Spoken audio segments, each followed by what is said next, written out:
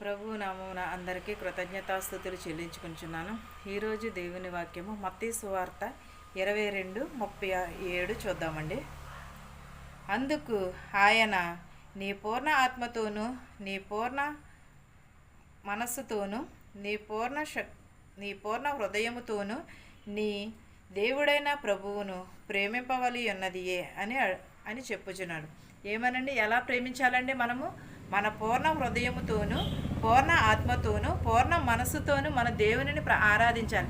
మనము చర్చికి వెళ్తున్నాము, మనం ఏదో నామకార్థంగా వెళ్తున్నామా లేకపోతే ఎలా వెళ్తున్నామని మనము వెళ్ళినప్పుడు మన హృదయపూర్వకంగా దేవునిని ఆరాధించాలి, మన హృదయపూర్వకంగా దేవునిని స్తుతించాలి. అంతేగాని నామకార్థ క్రైస్తవులుగా కాదు, నామకార్థముగా ఉండుటకు మన హృదయము దేవునికి అర్పిస్తే దేవుడు ప్రతిదీ మనకి చేస్తాడు.